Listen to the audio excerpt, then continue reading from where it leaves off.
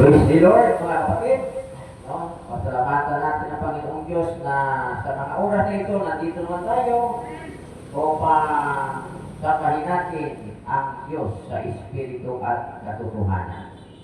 Praise God. Glory to God. No? Yan. Ang ating dito tayo magakuha sa ating pag-aralan, sa ating scripture reading, mga kapatid. No? Sa Episo 4:27, ito ay maiksi lang ito na talata, pero malawak ang kanyang kahulugan, mga kapatid. Maiksi lang ito na talata, pero ito ay napaka-importante.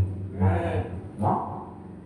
Kasi ang sabi dito sa 4:27, mga kapatid, huwag ninyong bigyan ng pagkakataon ang diablo. No? Maiksi lang, pero mga kapatid, sabi dito, napaka-importante. Ano raw? Huwag ninyong bigyan ng pagkakataon ang diablo. Huwag natin bigyan ang diablo ng pagkakataon sa ating buhay. Kapag binigyan natin ang diablo ng pagkakataon sa ating buhay, papasok sa guguluhin ang buhay mo. Guguluhin ang buhay ng tao, mga kapatid. No? Yan ang kanyang gawain. Guguluhin niya ang buhay ng tao, wawasakin niya ang buhay ng tao, wawasakin niya ang pamilya ng tao. Kung makapasok siya, mga kapatid. Ngayon, ang payo, ano raw? Huwag ninyong bigyan ng pagkataon ang diablo. Amen. Praise God. May tendency pala na mabigyan ng pagkataon ng diablo sa buhay ng tao. Halimbawa, hindi ka nakasamba. No? Kung hindi ka nakasamba, binigyan mo ng pagkakataon ang diablo. Mga kapatid, dapat pala kailangan sa pagsamba, kasamba talaga tayo sa Diyos. Gusto nyo, dapat turo tayo ng gawain ng Panginoon. No, para din sa baso. Kasi ang baso na puno na ng tubig, kahit lagyan mo pa ng isang pitsil na tubig, hindi na makapasok kasi puno. Amen. Pero kung mayroon pang, kung hindi siya puno, mga kapatid, makapasok pa. Yan. Dapat tayo ay puno ng gawain ng Panginoon. Puno tayo ng panalangin, mga kapatid. Praise God. Glory to God. Amen. Napaka-importante ang talatang ito, mga kapatid. Praise God. At upang hindi natin, mga kapatid, mabigyan ng pagkataon ang diablo na makapasok sa ating buhay, magpasakop tayo sa Diyos. Amen. Oo, unang magpasakop tayo sa Diyos. Pangalawa, labanan natin siya upang siya magpalayo sa atin. Yan. Tingnan natin sa Santiago. No? Sa sulat ni Apostol Santiago sa 4:7 hanggang sa 8, mga kapatid. Sabi dito, kaya nga pasakop kayo sa Diyos, labanan ninyo ang diablo at lalayuan niya kayo. Lumapit kayo sa Diyos at lalapit siya sa inyo. Hugasan ninyo ang inyong mga kamay, kayong mga makasalanan. Linisin ninyo ang inyong puso, kayong pabago-bagong ang isip. Yan, mga kapatid. No? Una, magpasakop tayo sa Diyos. Pangalawa, labanan natin ang diablo. Pangatlo, lumapit tayo sa Diyos. Kasi sa labanan, mga kapatid, no? Dapat kasama ng Diyos. No? Labanan natin ang diablo, nakasama natin ang Diyos. Amen. Kasi kung di natin kasama ang Diyos, ay wala tayong magagawa. Mga kapatid, normal na tayo na tao. Hindi tayo palaban ng kanya. Pero kung kasama natin ang Diyos, malabanan natin siya, mga kapatid. So, tama kanina sabi, labanan ninyo siya sa tibay ng inyong pananampalataya. Amen. Yan ang ating panglaban. Tibay ng ating pananampalataya sa Diyos. Kung tayo may tibay ng pananampalataya sa Diyos, kasama ta ang Diyos sa paglaban sa Kanya. Diablo. Sama natin ang Diyos. Purihin natin ang Panginoon, mga kapatid. Praise God. Kaya ang Diablo hindi natakot sa tao. Hindi natakot. Ang kinakatakutan lang ang Diablo, ang Diyos. No? Nanampalataya sa Diyos. Nanginginig pa siya, mga kapatid. Amen. Yan. Bakit takot siya? Diyos lang ang kanyang kinakatakutan. Pero sa tao, hindi siya takot, mga kapatid. Pero kung kasama natin ang Diyos, hindi makalapit ang Diablo. Glory to God. Yan. Di ba kasama mo ang pulis, ay hindi kalapit ang pagnanakaw. Kasi may bantay ka. Nga kapatid, hindi kalapit.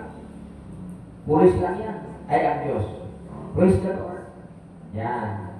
Ano pa sabi, mga kapatid? Kailangan labanan natin siya sa tibay ng ating pananampalataya. No? Praise God.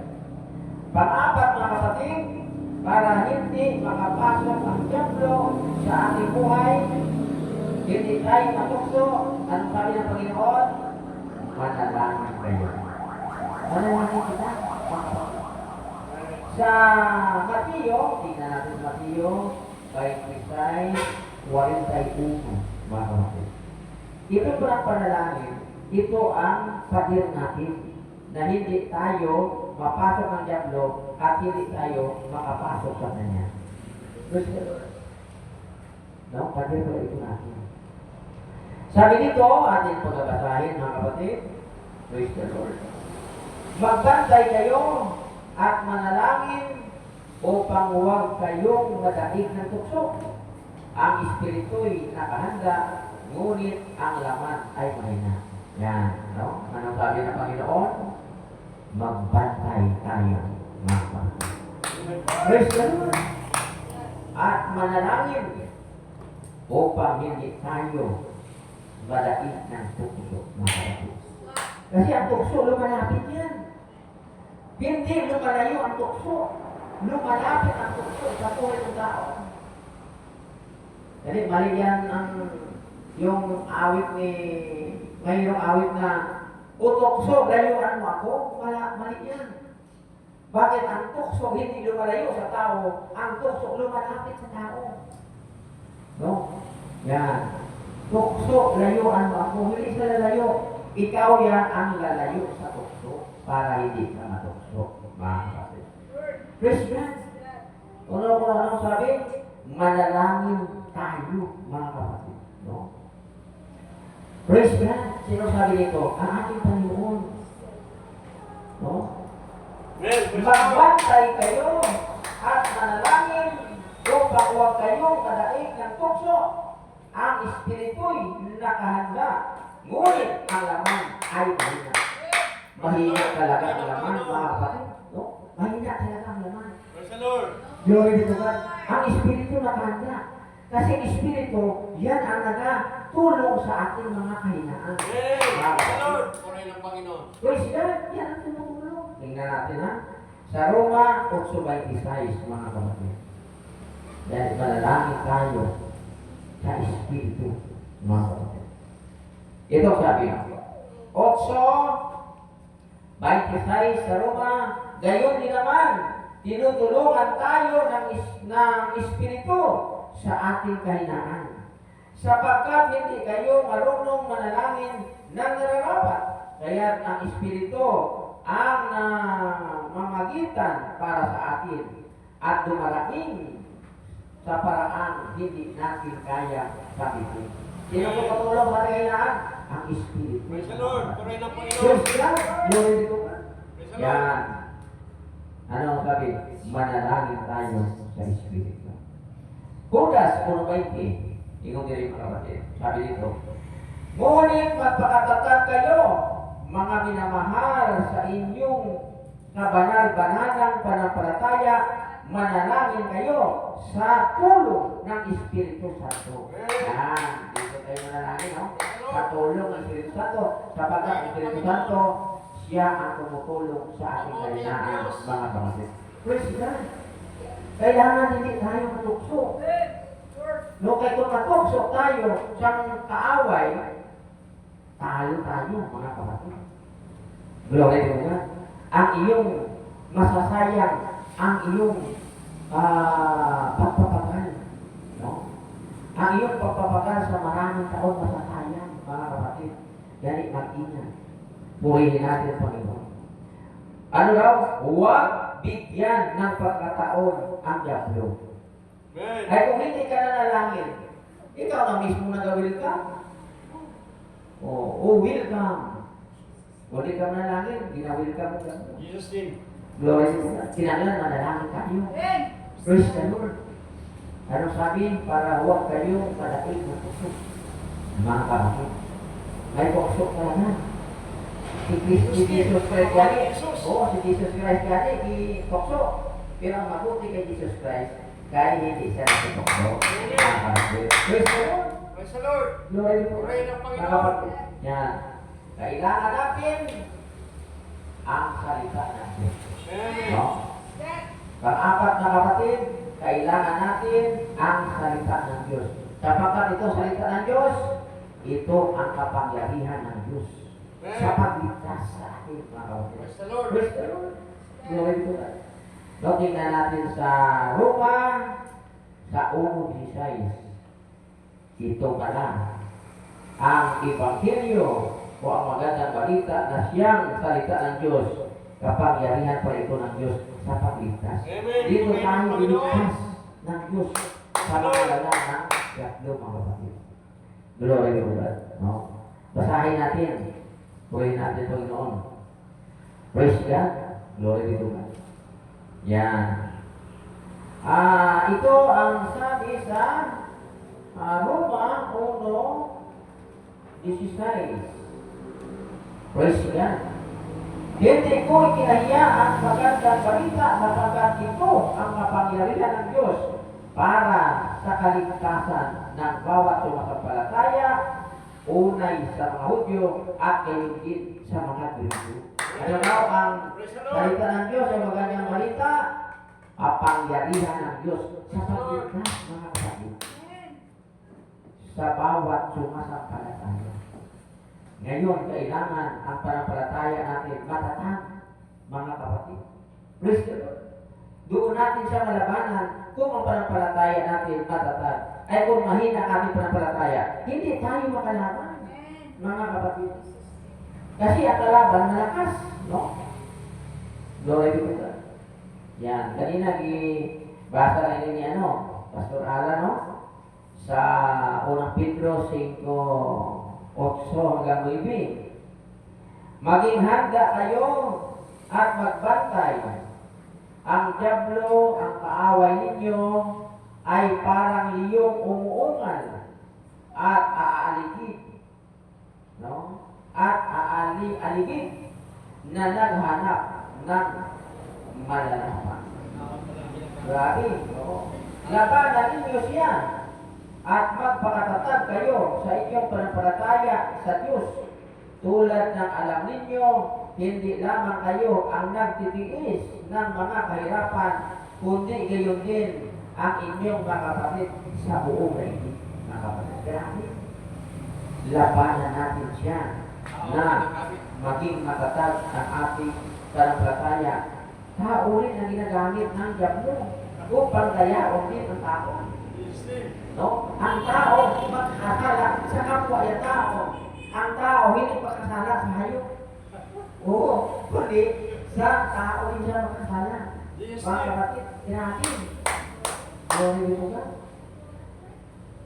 Dahil mga kapatid, dapat tayo manalangin. No? Christian, manalangin tayo palagi. Tulungan tayo ng Panginoon. Kailangan maging matatag ang ating pananampalataya. Paano maging matatag ang ating pananampalataya? Kung tayo pagana sa sa gawain ng Panginoon. Praise God. Dahil itong gawain ng Panginoon, itong paglilingkod sa Panginoon, dito tayo maging masipag mga kapatid. Praise the Lord. Unang Korinto 15:28, kaya nga mga minamahal kong kapatid, magpakatatag kayo at huwag matitinan, maging masipag kayo lagi sa paglilingkod sa Panginoon dahil alam ninyo hindi masasayang ang inyong pagpapagal para sa Kanya. Praise God. Ano sabi? Magpakatatag kayo at huwag makasipag at huwag maging ano sabi? Magpakatatag kayo at huwag matitinan, maging masipag kayo palagi sa gawain ng Panginoon. Praise God, dito tayo maging matatag sa ating pananampalataya. Kung tayo mga kapatid, masipag sa ating paglilingkod sa Panginoon. Ito si Padre na, mga kapatid. Praise God, glory be to God. Amen. Huwag tayong pagana sa kalaban, mga kapatid. So, kita mo si Jesus Christ, hindi siya pagana. Amen. Sinawaya talaga ang Diablo. Palayo ka sa taas. Kaya nasusulat, magsamba ka sa Panginoon at siya lamang ang iyong pagkukuran. Nasusulat. Praise the Lord. Praise the Lord. Salamat sa Diyos. Mga kapatid. Kaya salamat sa Diyos na kita nandito tayo sa tunay na paglilingkod sa mga kapatid. Hindi masasayang ang ating paglilingkod sapagkat tayo nandito sa tunay na paglilingkod. Praise God. No? Mayroon na tayong sinusundan. No? Sinusundan natin ang salita ng Diyos. Sinusundan natin ang ating Panginoong Jesus. Sinusundan natin ang kanyang mga alagad. Ang una niyang alagad, yung mga apostolis, sinusundan natin kung ano kanila ginagawa. Yan din ang ating ginagawa. Praise God. No? Ay nagtuturo sila na manalangin. Mga kapatid, dapat manalangin tayo. Dapat maging busy tayo sa gawain ng Panginoon. Kaya kung tayo ay maging busy sa ibang mga bagay, mga kapatid, madagaya ka sa iyong kaawan, mga kapatid. No? Dapat kahit sa ating isip, o kahit ating isipan, mga kapatid, palagi natin iniisip ang gawain ng Panginoon. Praise God. Nasabi dito sa gawain, no? Sa itong gawa na ito ng apostolis. Dito nakasulat sa kanilang mga gawa, mga kapatid. Tingnan natin dito sa gawa sa size 2 hanggang 4. Yan. Sabi dito, sa banal na kasulatan, kaya tinipon ng 12 ang buong kapulungan ng mga nanampalataya at sinabi sa kanila, hindi namin dapat pabayaan ang pangangaral ng salita ng Diyos upang mangasiwa sa pamamahagi ng ikabubuhay. Yan. Kaya mga kapatid, pumili kayo ng mga kasamahan ninyo ng 7 lalaking iginagagang puspos ng Espiritu Santo at matatalino upang ilagay namin sila sa tungkulin ito. Samantala, iukol naman namin ang aming panahon sa panalangin at pangangaral ng salita. Yan, mga kapatid. Ano ba? Iukol nila ang kanilang panahon sa panalangin at pangangaral ng salita. Yan dapat ang ating gawin. No? Tayo ng mga lingkod ng Diyos. Doon tayo nakapokus, mga kapatid, sa panalangin at pangangaral ng salita ng Diyos. Dito lalako ang gawain ng Panginoon. Praise God. Kasi nakasulat eh. No? Praise the Lord. Hindi na makasingit ang ito. Mga kapatid. Bakit? Napagod ka, di ba? Nag-Bible study ka, house to house ka, Bible study. Napagod ka sa buong araw, mga kapatid, sa paggawa ng kalooban ng Diyos. O, pagkagabi, tulong na tulong ka, mga kapatid. Di makasingit ang away. kung busy kita sa gawain ng Panginoon. Kita niyo si Haring David, mga kapatid. Hindi na siya busy. No? Ang iyang mga sundalo, nagalabanan nito, nagpapatayan. Pero si David, nandiyan siya sa iyang palasyo. No? Namasya siya doon. Hanggang nakita niya si Bathsheba panaligo sa banyo. Doon nakasingit ang kalaban, nadaya si David, mga kapatid. Anong nangyari? Nang nadaya siya, nanging problemado siya. May problemado siya, mga kapatid. Grabe problema ni David, mga kapatid. Glory be to God. Pero kay siya, pinili ng Diyos, alagad ng Diyos, mga kapatid. Hindi siya naiwalay sa kanyang paglilingkod sa Diyos. Nananangin ka sa Diyos, mga kapatid. Glory be to God. Nasabi niya, ang kanyang nanging pagkain, araw at gabi ang kanyang mga luha. Nagsisi talaga siya sa kanyang ginawa na kasalanan sa kanyang pagkakalaya. Nagsisi siya. Mga kapatid. Praise the Lord. Glory be to God. Yan, patuloy siya na nakapaglingkod sa Diyos. Mga kapatid. No? Bakit siya nadaya? Ibinigyan ng pagkataon niya dito.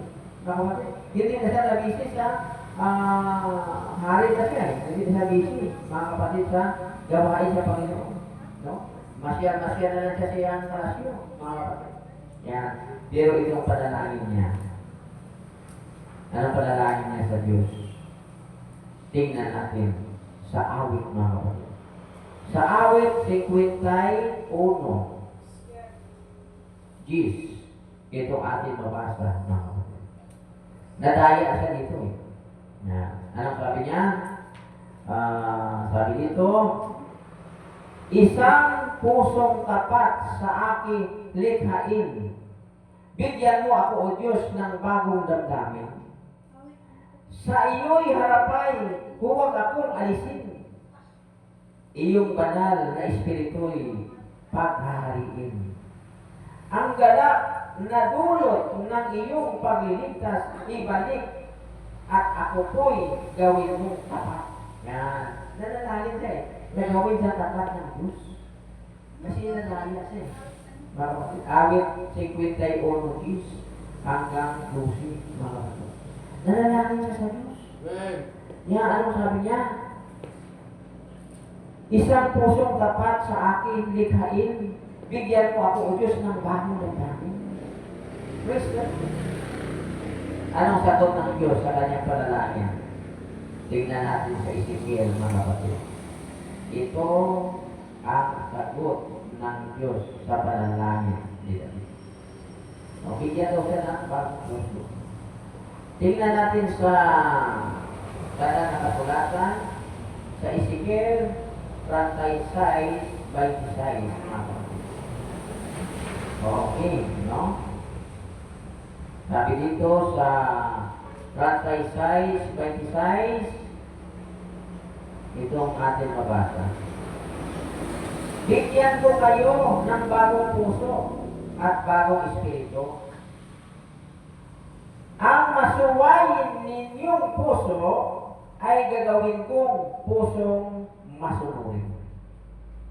Bibigyan ko kayo ng aking espiritu upang makalakad kayo ayon sa aking matutunin at masunod ninyong mabuti ang aking mga utos.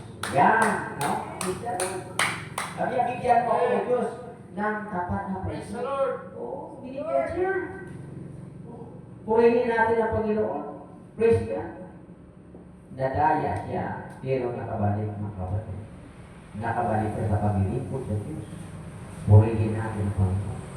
Pero sa nadaya si David, ang problema dumating sa kanya. Grabe dumating sa kanyang problema, mga kapatid. Pinaalis siya sa kanyang harian. Pero nakabalik siya kasi nanalangin siya sa Panginoon.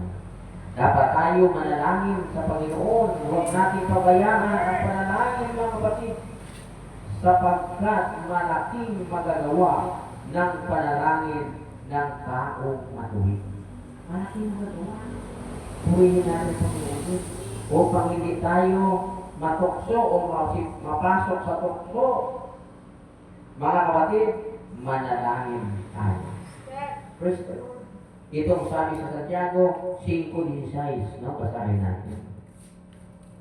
Praise God. Kaya nga, ipagtapat ninyo sa inyong mga kapatid ang inyong mga kasalanan. At ipanalangin ninyo ang isa't isa upang kayo'y gumaling. Malaki ang magagawa ng panalangin ng taong matuwid. Yan, mga kapatid. No? Ito ang magdidipinsa sa atin, ang ating panalangin. Ano yan? Panalangin na mayroong pananampalataya, mga kapatid. Praise the Lord. Kasi sa ating panahon ngayon, grabe ang gawa ng diablo. Kasi hindi na siya nagalakad, mga kapatid. Nagadalaga na siya, tumatakbo na siya. Nag-triple time na siya. Bakit? Alam niya, nakakaunting panahon na lang, mayroon siya, mga kapatid. Oo. Tingnan natin sa dusi, sa pahayag. No? Dusi. Glory to God. Yan. Anong sabi dito sa dusi sa pahayag? Kaya't magalak ang kalangitan at lahat ng nanirahan diyan. Ngunit kalaging-laging ang daranasin ninyo, lupa at dagat, sapagkat ang matinding puot ng diablo ay babagsak sa inyo. Alam ninyong kakaunting panahon, alam niya, kakaunting panahon na lamang ang nalalapit sa kanya. Grabe. Ano ko mga kapatid? Magala kayong kalangitan o at nanirahan yan. Pero ang lupa, mga kapatid, no? Ang sabi sa binasa natin,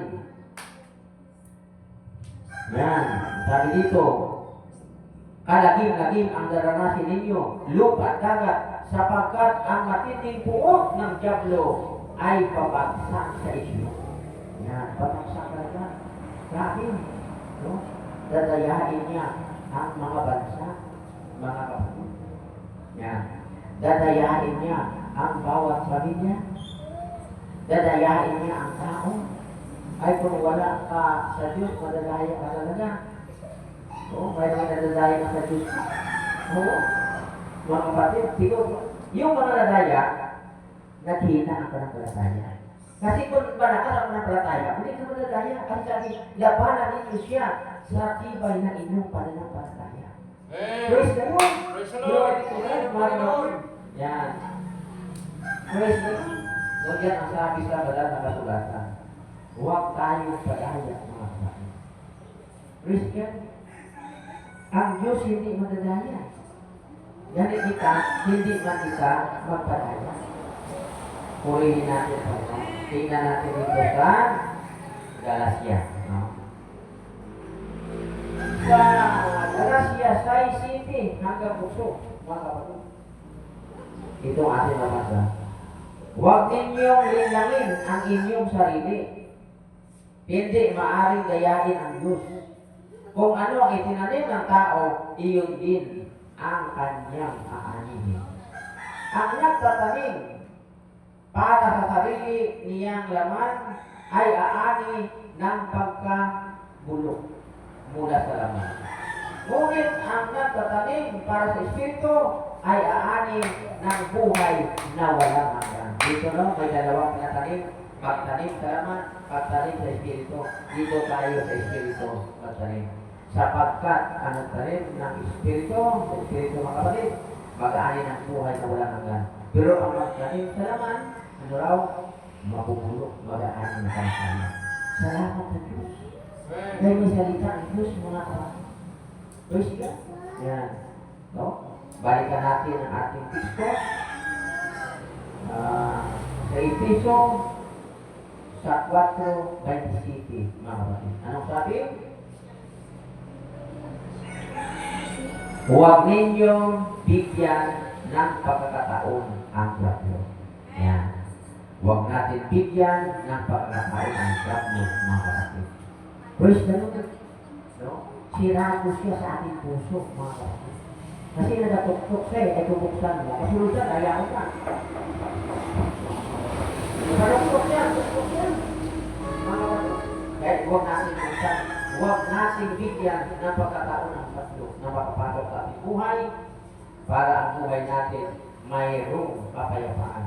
Kasi kung papasok siya, magulo ang iyong buhay, mga kapatid. No? Alipinin ka ng kapangyarihan ng Diablo kung makapasok siya. Ano kami? Huwag bigyan ng pagkakataon ang Diablo. Praise the Lord. No?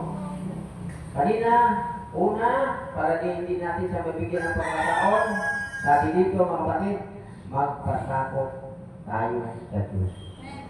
Pangalawa, labanan natin siya sa tibay ng ating pananampalataya. Pangatlo, mga kapatid, no? Lalapit tayo sa Diyos. Labanan natin siya, nakasama natin ang Diyos. At ang pang-apat, manalangin tayo sa Espiritu, mga kapatid. Purihin natin ngayon. Palakpakan natin ang Panginoon. Praise the Lord, glory to God. Lord.